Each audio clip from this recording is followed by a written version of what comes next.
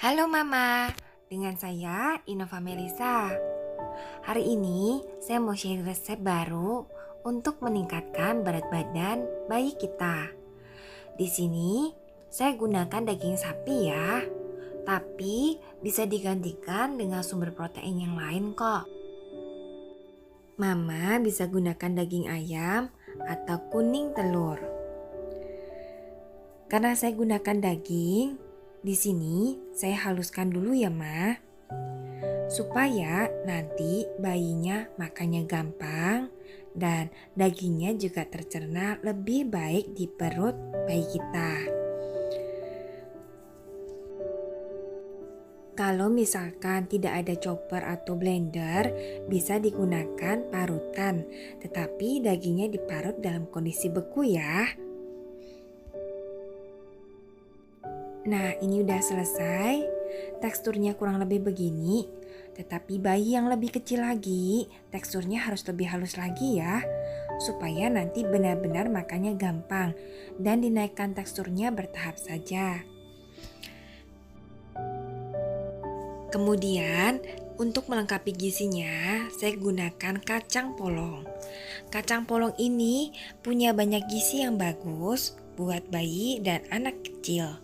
Buat kita juga sih Mams, buat kita yang lagi menyusuin juga bagus banget kacang polong ini. Di sini saya haluskan, saya penyek-penyek sampai kayak gini. Maaf ya bentuknya jadi nggak cantik lagi, supaya nanti cepat matang. Saya rebus pakai kaldu. Cara buat kaldu ini gampang banget. Sudah saya sharingkan di vlog kemarin. Linknya ada di pojok kanan atas video ini ya, atau di akhir video ini.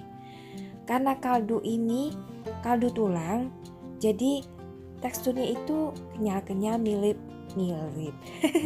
mirip agar-agar.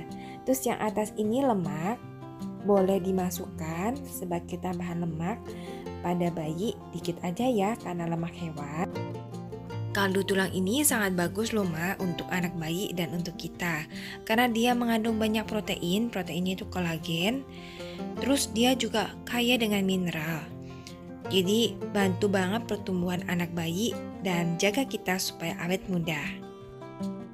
Kemudian saya tambahkan itu tomat. Tomat ini memang sayuran, kalorinya nggak tinggi, tetapi dia punya banyak zat gizi bagus yang membantu menjaga daya tahan tubuh anak dan bayi. Kalau misalnya bayi atau anak tuh sakit, langsung drop kan Mams berat badannya. Tapi kalau dapat gizi yang seimbang dari sayuran, kan nggak semua daging cover semua gizi ya. Daya tahan tubuhnya lebih bagus dan tumbuh lebih baik. Selain itu, tomat juga bisa memberikan rasa umami atau rasa enak mirip dengan penyedap. So, bayi akan lebih lahap makannya dan kenaikan berat badannya akan lebih baik dibandingkan jika makanannya kurang enak. Besarnya potongan tomat disesuaikan dengan bayi aja sih Mams. Karena tomat itu luarnya kan ada kayak plastiknya gitu ya. Bukan plastik sih istilahnya apa ya, selaput gitu. Nah kalau potongannya gede-gede biasanya bikin bayi tersedak di situ. Kalau dipotong kecil, kita juga lebih mudah saringnya nanti. Terus selain tomat, saya juga kasih kembang kol. Kembang kol ini perlu dicatat ya Mams, kan gizinya juga ada, bagus juga.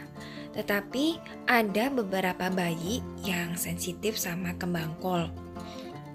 Jadi perutnya kembung, kentut terus atau gumuh terus kayak gitu. Ada yang kayak gitu. Tapi nggak semua bayi. Jadi untuk amannya, pertama kasih dikit dulu, baru bertahap dinaikkan ya untuk lihat reaksinya pada bayi.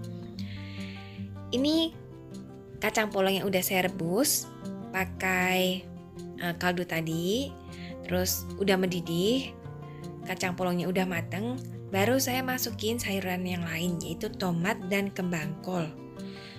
Karena si kacang polong itu perlu direbus waktunya lama, Jadi dia masuk duluan baru sayuran.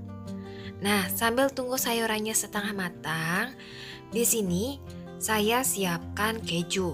Kejunya pakai merek ini karena anak saya udah gede. Jadi udah di atas tahun pastinya ya. Kalau anak masih di bawah 1 tahun, terus mau kurangi garam, boleh pakai merek keju yang lain. Saya udah pernah review merek keju yang saya pakai pas anak saya masih di bawah 1 tahun. Linknya ada di pojok kanan atas video ini atau di akhir video ini. Kalau udah di atas tahun, boleh juga ditambahkan garam ya. Kalau di bawah 1 tahun, garam dan penyedap sih sebaiknya nggak usah. Tetapi kalau anaknya susah banget makannya, boleh ditambahkan sedikit banget. Nah, ini sayurnya udah setengah matang. Saatnya saya masukin daging sapi. Kenapa daging sapinya saya masukin belakangan? Karena saya ini pakai daging sapi khas dalam. Kalau khas dalam itu nggak boleh masak kelamaan. Kalau masak kelamaan malahan dia alot. Tapi kalau daging sapi yang tempat yang lain memang harus masak lama biar nggak alot. Nah, menurut saya sih paling oke untuk bayi dan anak kecil itu khas dalam supaya mereka makannya gampang. Kalau ini adalah tumisan bawang merah dan bawang putih. Saya buat sekaligus, terus saya simpan di chiller, jadi pas pakai tinggal cemplung-cemplung aja.